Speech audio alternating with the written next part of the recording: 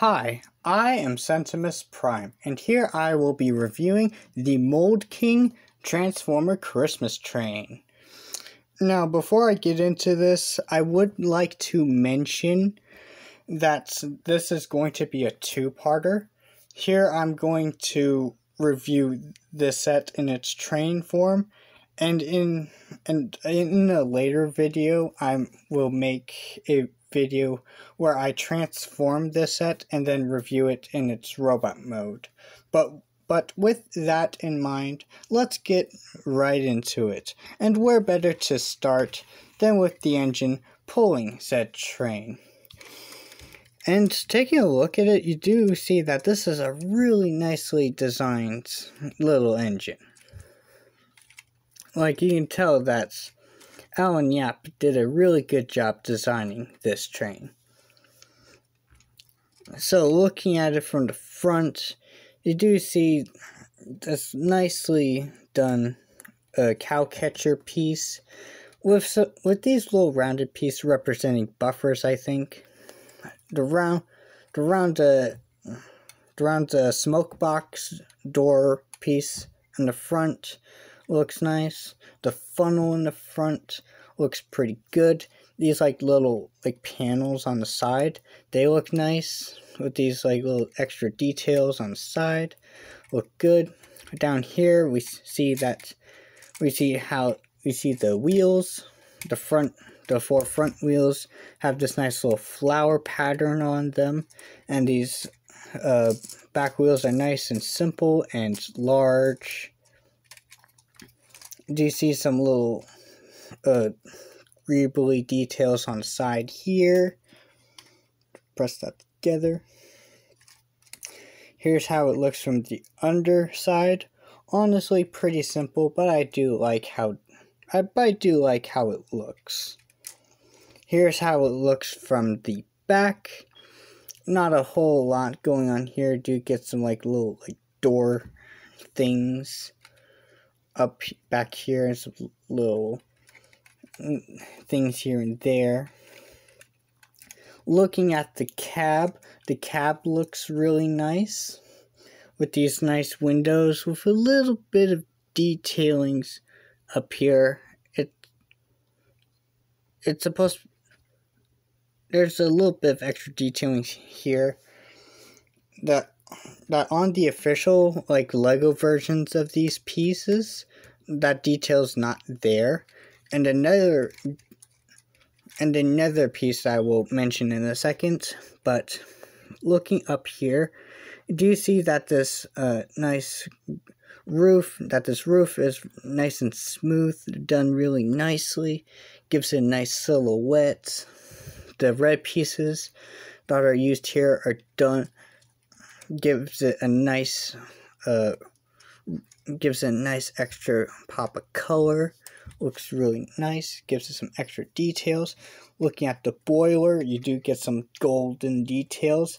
You do get this nice green boiler, and you do get a little yellow dome, and removing the dome will reveal that this is basically the Lego 2x2 jumper plate, but Mould King decided to add a little bit more texture here. A little bit more details on these particular parts. Adding more details to this build, which I am all for. Adding more details to an already densely detailed little engine. Looks real. Doesn't make it. It's nice little subtle details that doesn't make it look too busy. Now, and the color scheme also makes it pop. I also do really like the color scheme and how the colors are distributed. You do get these nice red and kind of yellowish orange wheels with some buffers. Here you do have a nice white curve up here with with lots of black poking through all these chaotic colors. You do get the classic red and green colors of Christmas what you would associate Christmas with, and with some extra little hints of lime green with these stripes up here and the head, which you can see. Yeah, you can actually see the robot mode head through there, but that's no big deal. You gotta put the head somewheres. But yes, the coat, and a little hint of yellow here and gold here and there, looks really nice. Honestly, looks really nice. And as rolling things should, whoops, this thing rolls fantastically. The quality on these frictionless Technic pieces are done super well, which allows this to roll like a dream, which would encourage kids and people to like play with. The train itself alone is really fun, I will say that. But with that out of the way, let's get right into the rolling stock. So, first I'll be talking about these two little builds. These little rolling stock with the sleigh and the tree. And something I do like to do sometimes is actually go over and actually remove these parts. So I can actually like show you. Don't worry, we'll get back to these guys, these little builds later. But first I would like to show you these parts of the builds. They're basically identical. The only real difference is that one flatbed is mostly black and one flatbed is mostly beige, with a little bit of extra details on this beige one. But it does look really nice. You do get more of those 2x2 jumper plates with that extra Mould King details. Very nice. Here's how they look from the front. Do get a nice little pop of lime green. Here's how they look from the back. Pretty simple. Do get some, here's from the sides, either side.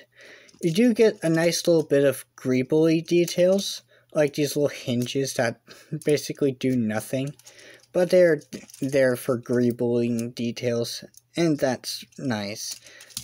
These around here are also pretty nice. Very nice little additions of little details. Here's how they look from the bottom. And even the bottom of these builds look really nice, with these nice little like stripes of red and stripes of white and big stripes of green. Streaks of green. With a little bit of gray in the middle. Like, even the bottom of these look really good. Now, looking at the loads, looking at the reindeer and sleigh, the reindeer and sleigh is honestly a really good little small build, along with the tree. Like, the reindeer itself looks basic for the most part, but I do think it's fine. I do like how the antlers are built, though. The sleigh itself looks really good. You do get this nice little bit of details represented by this piece. And another thing that Alan Yap mentions is that he designed this piece to be here. It's like a little Technic piece with a stud to be here, so that when you layer this over, it kind of makes it look like it's an extra little curl that this does, as a sort of way to extend this little detail piece, which is honestly really clever. Up here you do get these nice little like lantern builds, I think. And here's like it's kind of an interior for the sleigh, kinda, but it's alright. And here you obviously do get to see the hand for this one. Now taking a quick look at the tree, you do see that this is a really nice looking tree. Like, from this side you can obviously see that this is a hand. Like, you can do something like, I don't know, like flip this over. You can like flip this over and have it like, have the hand like more flush with the build, which that's nice. And looking at it from pretty much any other angle, it looks really nice. You do get nice little bits of greebly details. Honestly, it would be nice to have a star on top of this tree, but aside from that, it looks really good. You even get like a little stump here at the bottom for that detail. Like you could stand it up with no issue. And to be honest, these builds look pretty good. I can honestly see these as like being like a couple of poly bags or even like a small little box sets. I can like that's how much I think these can stand on their own. Like on their own, these are like little neat little builds. But let's pop these back in to their respective rolling stock. Flip the thumb over. Pop this back in. And even with this big beige block, the stump does sit really flush with the bed of this car. Really nice. And of course they both roll really nicely. Next we'll be taking a look at this. This is what I believe is some sort of gingerbread coach of some sort. Looking at it from the front, you do get a nice little greebly details to represent the gingerbread part of this house. You do get some frosting or icicle details here and there. Very nice. You do get a couple like pastry, what I believe are supposed to be like pastry themed, like pastry tools with an umbrella and a pair of scissors. Not sure what those would be used for, but I'm here for them. Here for it. Here's how it looks from this side. Looks really nice. The candy details look pretty good on this side. Do get a little more of that textury details. The windows do look nice with that, and on these windows, and you do get a little bit more of that detail proudly on this full display here. And in between each window, you do get some nice little rods representing candy canes, and you do get some candy cane details down here too. Looks really good. Here's how it looks from the back, and this is pretty neat because not only because it has little like candy cane buffers and more icicle details, but there's like this back here too. This little section of the build back here too. And this is honestly really nice. You can do get like a little heart-shaped piece behind this window, and the way that you build this is pretty simple yet pretty clever. I honestly really like this part of the build. But with that, let's take a look at this other side. Come on, please focus. There we go. And this side is basically the same as this side. Only difference is the candy pattern. The candy pattern on this side uses different colored pieces. That's pretty much. Oh, and it has a little bit more this bit of detail, a little bit more of this bit of detail. There's some asymmetricalness going on. Here's how it looks from the bottom. Not a whole lot going on. Still looks pretty good though. Nice. The bottom of this looks nice in detail though. Here's how it looks from the top. We do get a nice little like house, like slope edge, which that's really nice. You do get like little like piece of candy, little pieces representing pieces of candy. It honestly looks really good. I honestly like this looks really nice. It's a nice candy gingerbread themed coach, and I really like that. Represents another aspect of Christmas, and that leads us with our last piece of rolling stock. What I'm assuming is some sort of caboose or present themed rolling stock, but whatever. Looking at it from the front, obviously you do get a little more of that do get some nice little details here and there, but you also get a little bit of an overhang. That's nice. Looking at it from this side, you do get some nice some nice details that are made pretty simply, but look pretty nice. Here we have some textures on these like red walls, and the window. I like the window. Look pretty good. I honestly do like that. There's no actual windows in here, in these window frames, but it's fine. It looks nice. Down here you do get a nice little green stripe. And here we do have that same candy cane like build as with this one, but this time it's like some sort of like extension of the pattern of the roof, which we will get into. Looking at it from the back end, you do get some nice little buffer details.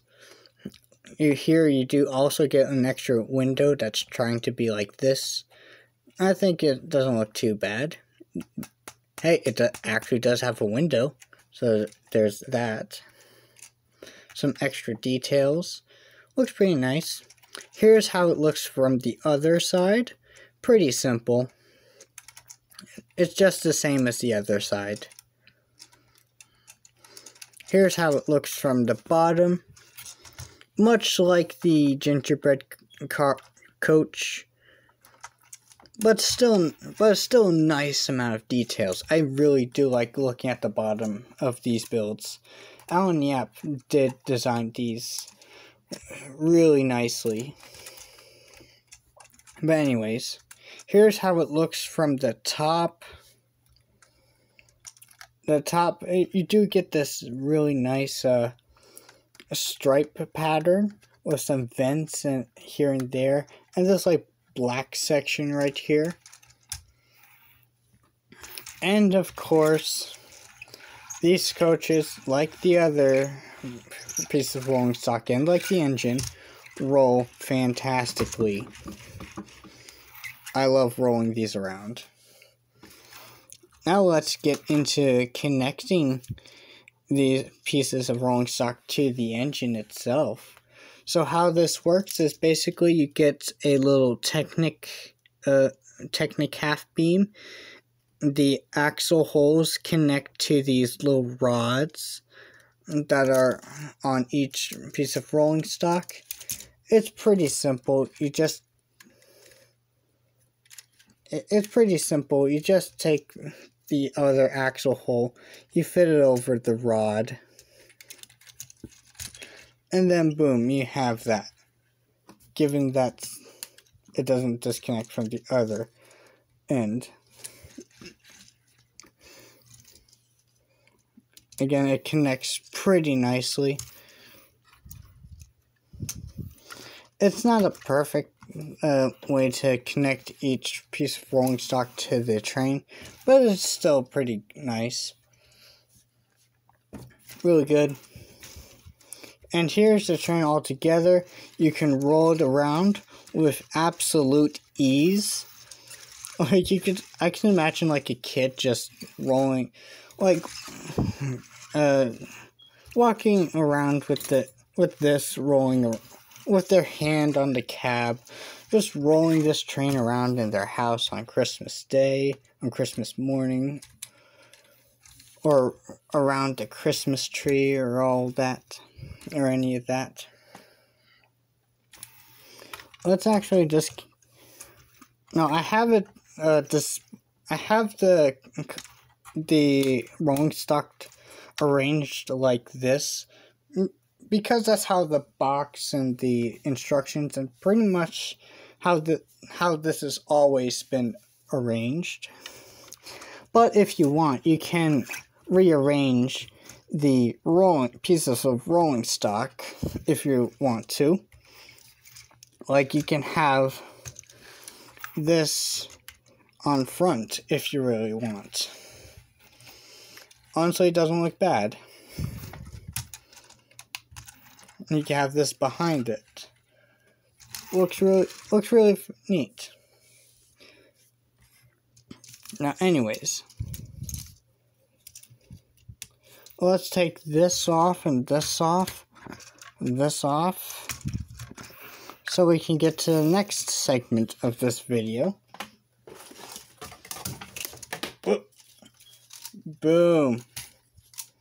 Lego tracks. Baby. I brought these Lego tracks here so we can I can test how this set fares with some Lego tracks.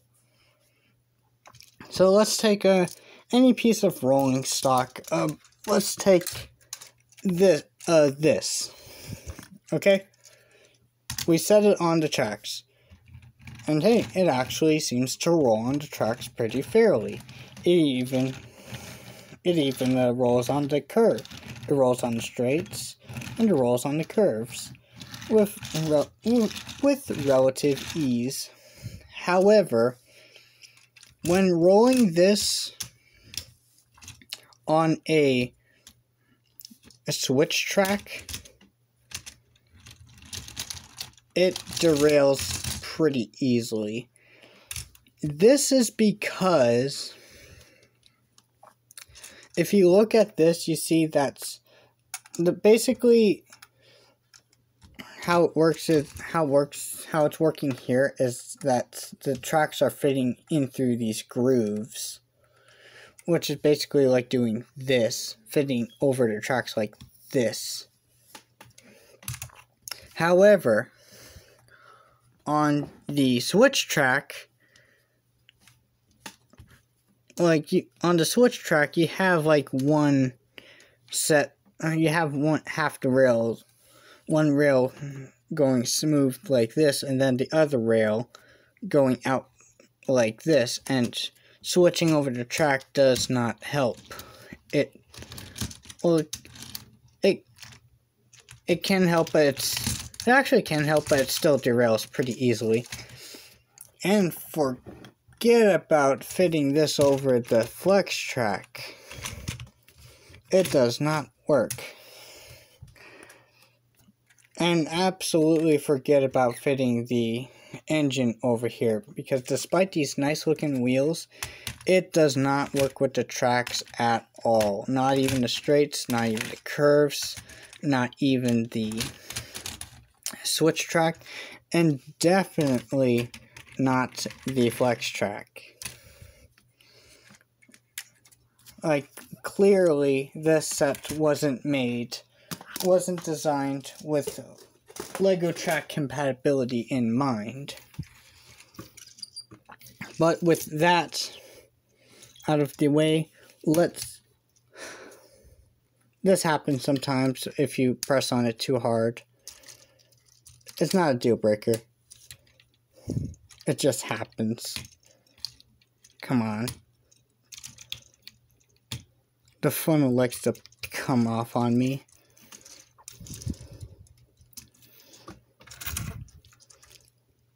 Alright, now that we have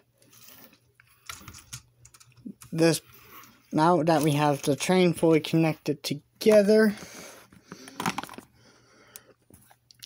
now it is time for a size comparison.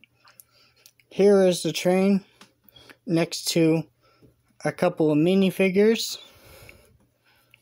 one with hat, one without, and this honestly looks pretty nice.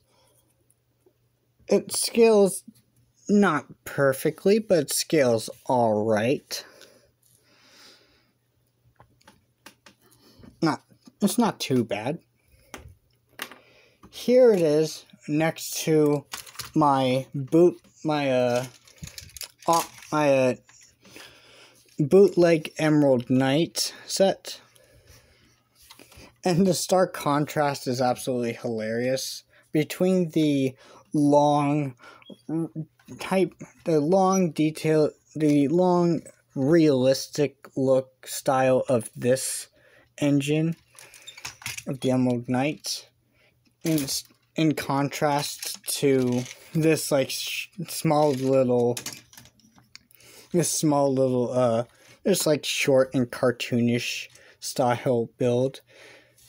It honestly, like, between the short and cartoonish rounded style of this engine, and with the coaches looking as short and as candy themed as they do, it honestly reminds me of the Equestria Express from My Little Pony in that way. Huh. There's a comparison. And for a final comparison, here it is next to the Lego City cargo train with the set number right there on the door. I love this train.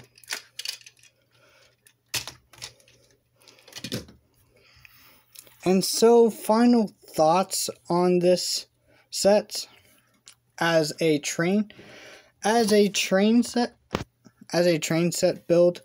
Each build was pretty fun.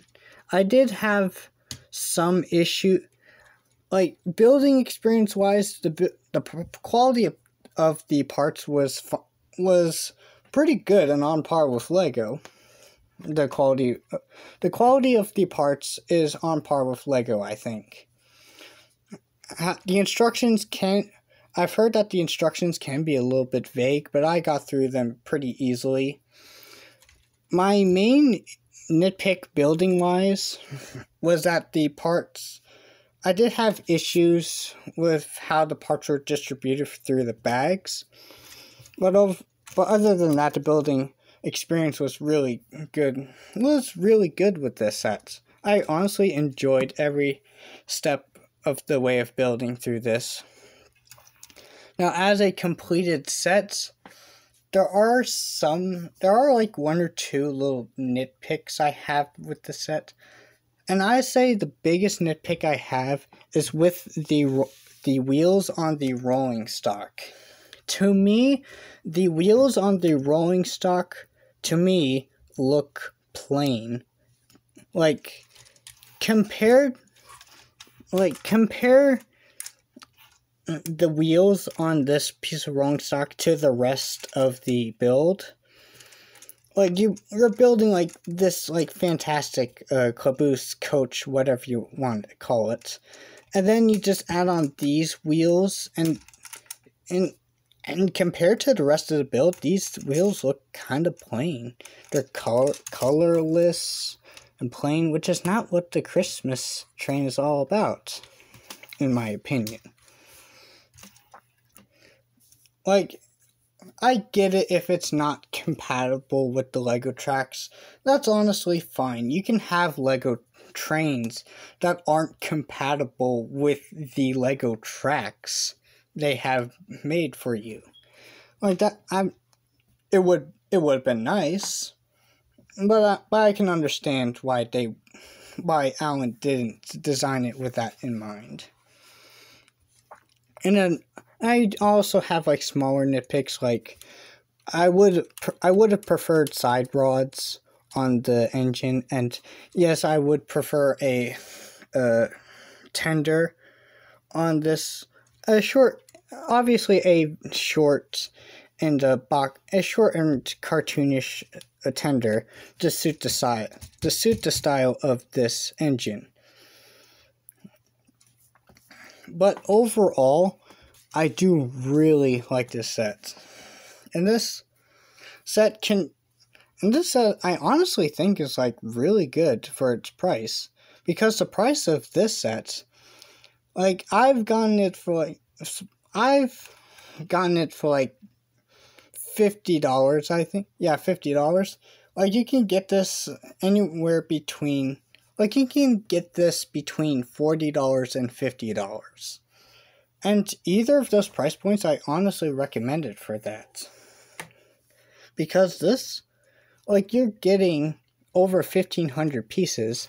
Not only that, but you're getting a fantastic train on its own, despite its flaws. Not only that, but this train can transform.